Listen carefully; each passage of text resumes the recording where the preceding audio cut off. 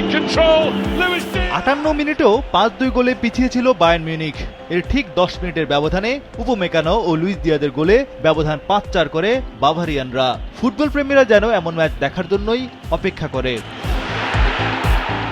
9 গোলের রোমাঞ্চকর ম্যাচে পিএসজির কাছে হারলেও আফসোস নেই জার্মান জায়ান্টদের। ফিরতি লেগ ঘরের মাঠে হবে বলে সমীকরণ মিলিয়ে ফাইনালে যাওয়ার সুযোগ থাকবে বেশি।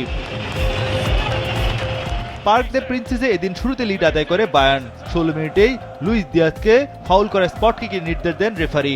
কোনো ভুল না করে হ্যারি কেইন বল জড়ালেন জালে।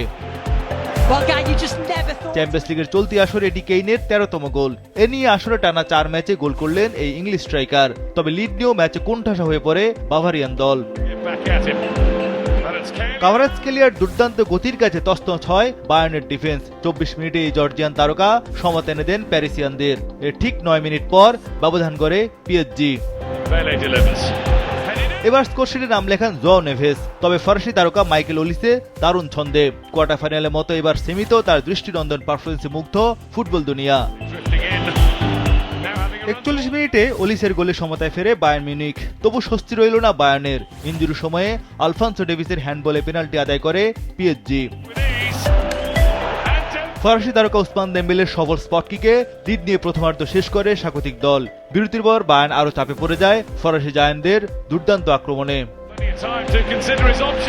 আশরাফ হাকিমের অ্যাসিস্ট থেকে কাভারাৎসকেলিয়ার জোড়া গোল। এ নিয়ে চলতি চ্যাম্পিয়ন্স লিগে টানা 6 ম্যাচে 7 গোল করলেন জর্জিয়ান উইঙ্গার।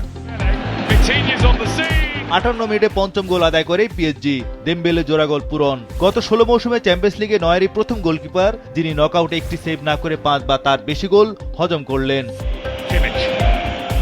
তবে ম্যাচের নিয়ন্ত্রণ একচেটিয়াভাবে ধরে রাখতে পারল না পিএসজি। উপমেকানোর গোলে ব্যবধান 5-3 করে বায়ার্ন মিউনিখ। এরপর কলম্বিয়ান স্ট্রাইকার লুইস দিয়াজের গোল। চ্যাম্পিয়ন্স লিগ ইতিহাসে সেমিফাইনালের কোনো লেগে সর্বাধিক 9 গোলের রেকর্ড দেখল ফুটবল বিশ্ব।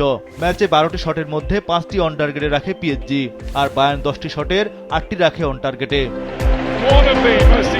আগামী সপ্তাহে বায়ার্নের ঘরের মাঠ আলিয়াঞ্জ এরিনায় ফিরতি লেগ হবে। ফাইনালে উঠতে বায়ার্নকে 2-0 গোলে জিততে হবে, আর হার এড়ালেই ফাইনালে উঠবে বর্তমান চ্যাম্পিয়ন পিএসজি।